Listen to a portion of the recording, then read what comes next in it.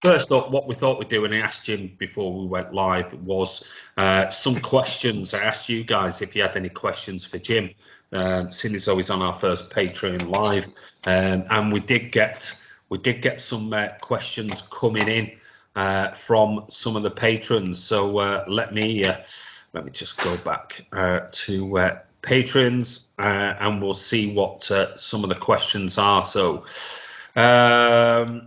To Jim and the panel, this is from SOS2907. He says, to Jim and the panel, would you go with the strongest 11 for Sunday or rest players so they are fresh for the PSG game? We might look at the part of that as the preview for the Spurs game, but we'll answer that now as a question. So thank you, SOS2907. Jim, over to you. Would you go for the strongest 11 or would you rest them? Well, Pep's done this previously before, I think, where he's sometimes gone very defensive in playing Rodri in there with Fernandinho. And I think he's either going to go one or the other. I think he's either going to go strong and go to win it and actually play a totally different team in the Champions League, almost fully defensive to get the players back into fitness and regroup. And then in the second leg, he'll kick on with a stronger team. I feel that he may do that, something in his little brain of his, which he does tactically. And we all go, what are you doing? And I think he might pull something out of the bag for that. Maybe even man mark the likes of Neymar, possibly, which we don't normally do. But something could be different for the Champions League. So I'm probably going to go strong, but you never know. Tom, what do you think? It's one of them we never know, do we? You know, that's why I never am confident when I'm doing fantasy when I'm doing fantasy Premier League points. I never actually put the strongest players in. I always put the most random players in week out because you never know with Pep. But yeah, as long as he doesn't do anything silly. But when he means silly is not too defensive for the Spurs game. You know, we just want to put out a strong enough side, you know, to do the job. And, you know, when he starts the slightly weaker players, if we're putting out a slightly weaker side, and then he tries to bring on, you know, maybe the stronger players in the second half, I think he should do it the opposite way around for Sunday, you know. Get all the strongest players out for the first half, see what we do, see if we can get the game knuckled down maybe, you know, get a few goals. And then, you know, if you are starting the likes of Ruben Dias, or if you're starting, you know, if Foden starts, you know, if we are in a secure position to take them off in the second half, because, you know, I believe if we start with our strongest players and get the job done quicker, there's less time for it to go to, you know, penalties and, you know, drag the game on. Charlie Everett. Question for Jim Whitley. From your time at Man City, who was the funniest teammate you ever played with? There's one. Well, didn't expect that one. There you go. No, the funniest was Kev Holop. Yeah, he was fantastic in the dressing room, honestly.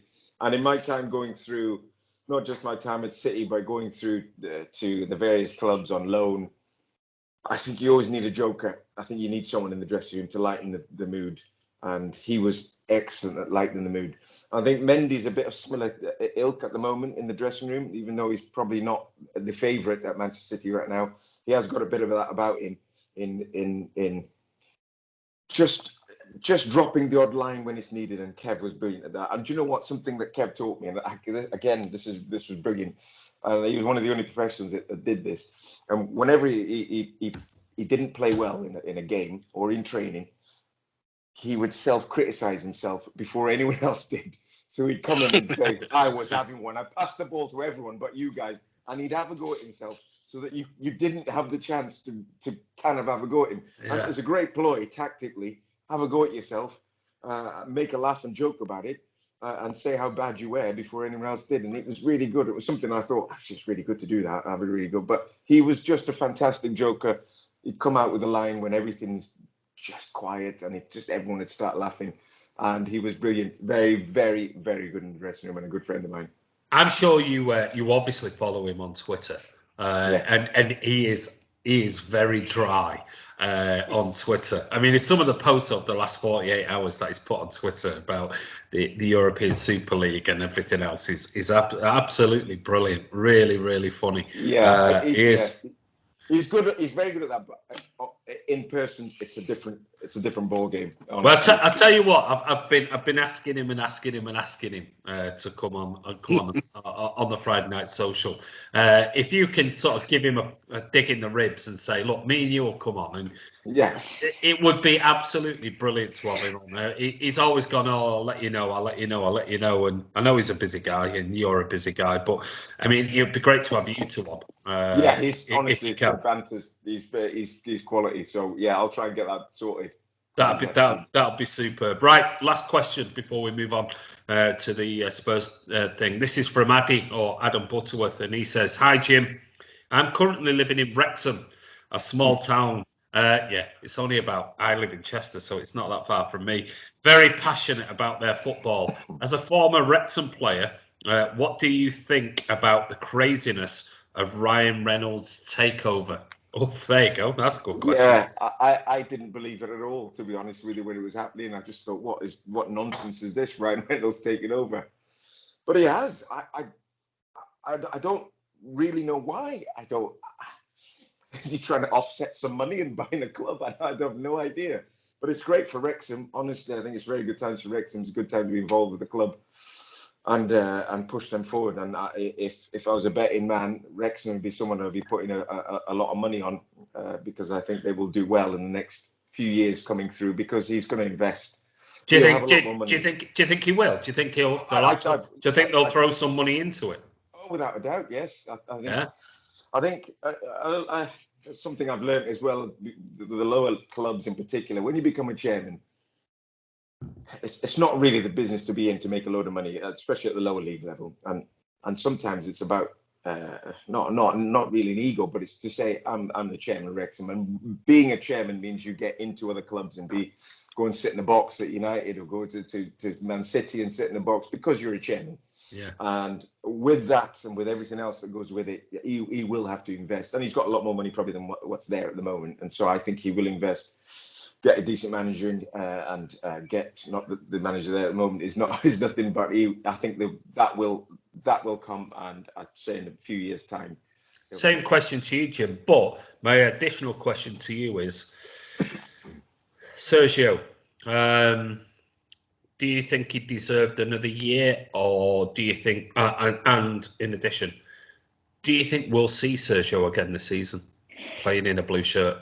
Well, firstly, I agree with the two guys, Chris and Tom. I'd be amazed if Sergio started. I think he may play a cameo role later on, going and nick a goal, but I'd be very surprised if he started. He's not fit at all, I don't think, or at least match fitness. And KDB, you wouldn't risk him. I don't think that's going to be for Champions League. Go and try and do something in that. So I don't think any of them are going to start. With regards to Sergio, I do think you'll see him again. Yes, particularly. I say when the league is won, and it's ours to lose, I think. So once that's done, I think he may toy with him a little more and bring him on a bit more. So I do think we'll see Aguero at some point in the season. Would I give him another contract? It's hard, isn't it? It's hard. Yeah. It's hard for quite a while. It's heart and head, isn't it? It's one of those. It's Aguero. He's an absolute legend, and you know he's going to get goals. Mm. But the fact, I think, this season he's been injured for so long, I think twisted their arm into possibly going, you know what?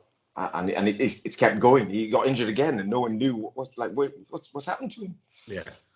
And so maybe on that front, it maybe for taking a hit in wages, would they've got actually? We'll take the punt, but I very much doubt that. And so with a heavy heart, he has to move on. But what a service he has been to Manchester City, and there's still a part for him to play, I think, as the season rolls out. Well, so there was no fourth option there. Jim wasn't forthcoming with it. Oh well, I've got another striker that you should go for. Like we normally get, don't we, on Man City? Well, what about him? Yeah, there's Mbappe. He's another one that's a massive. But again, the money we're talking would be. Well, if the rumours are true, again, Mbappe could go for 160 million this year. I mean, he's electric. Who would you take then? Haaland, Mbappe, or Kane? Oh, There's dear, one for you. dear. I think on current form and just on sheer numbers, Haaland is on another level right now. He scores goals left, right foot outside the box is ridiculous. His size and strength are phenomenal. But I don't know. If somebody had said, here's a checkbook, go and pick one of them, I'd be struggling. I don't know. They're all fantastic players. Tom, out of the three, if it was all around that same figure, let's call it, for argument's sake, let's say it's 150 million. You've got Mbappe, Haaland, or Kane. Who'd you pick? And they're all on the same money. The problem being with Mbappe is the rumours are it's around about 600 grand a week, which City are not going to entertain. So he's not going to bring in the revenue and the income like a Messi would for signing him for that amount of money. So if you had to take the three and they're all on the same money and it would cost us the same money, who'd you pick? Mbappe, Kane, or Haaland? Well, you know how to give us the hard questions, don't you? That's a tough one. That's what the Friday Night Social is all about. Sure is. Based on the potential and what he can do, and the fact that he's an out-and-out goal scorer in his physique, I'd probably choose Haaland personally. As much as Mbappe's absolutely brilliant, I see him more as a winger than I do as a striker. He's sort of only formed as a striker since Cavani's left PSG. When last season, especially when Neymar was playing on the left, they had Cavani up front and then they had Mbappe on the right. And with his pace, he's more influential as a winger than he is as a centre forward. And realistically, we don't really need another winger because we've got many of them. We need an out-and-out striker, and I believe out of those three, Haaland's probably he's the youngest there, and he's probably got the most potential with his stats so far. I think he's only 4 goals off beating Ronaldo's record in the Champions League for goals. And, he's only had 2 seasons in the competition. So, overall, I think Haaland is probably the man I'd choose for that. Okay, playing devil's advocate. Saw him twice in the last couple of weeks against City. Didn't do anything, apart from push Diaz over. But anyway, I'm only joking. Chris? Well, I'm just repeating myself here, aren't I? Listen, was I worried about playing Haaland? Slightly. Am I worried about playing Kane? No. Am I shitting myself about Mbappe? Yes. I think I think he's different gravy. I think personally he's the best player in the world. And yeah, he does play a lot on the wing. But I think he's exactly what Pep likes. He's versatile. He can play through the middle and on the wings. And he is so fast. That's something that maybe we do miss a little bit, is that raw speed up front. And I think he's just a wonderful footballer. And as well, another thing I like about him, I don't level this at Kane, but he never hears anything about him in the press, whereas Haaland seems to have a bit of an ego with him. But Mbappe for me is just wonderful. And I'd pay him 600 grand a week as well. well, that ain't going to happen. Right, before we move on to sort of our lineup for Sunday, just a quick one I'd like to ask you, Jim, is obviously we've got dings. Can you guys hear the dings, or is it just me? No, I'm fine. Okay. So let me just send a message here. It's fine. Ding away.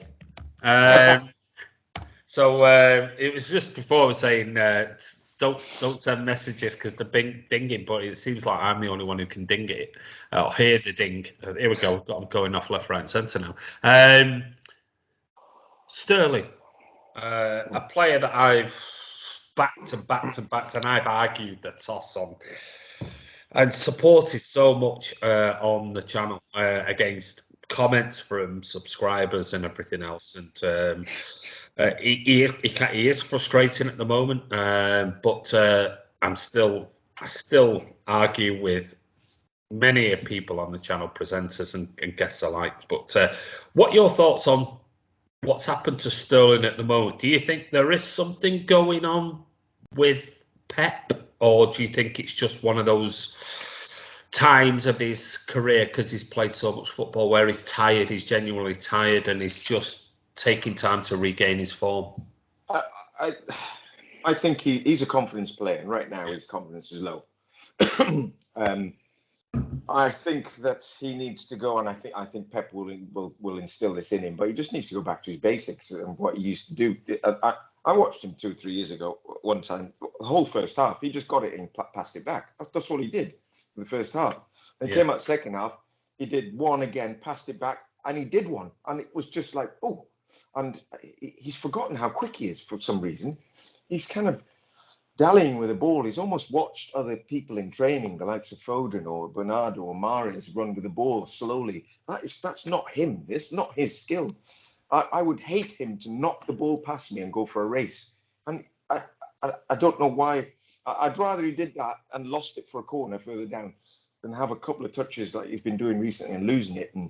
And so he just needs to get back to the basics. It's something I tell all the kids when I train.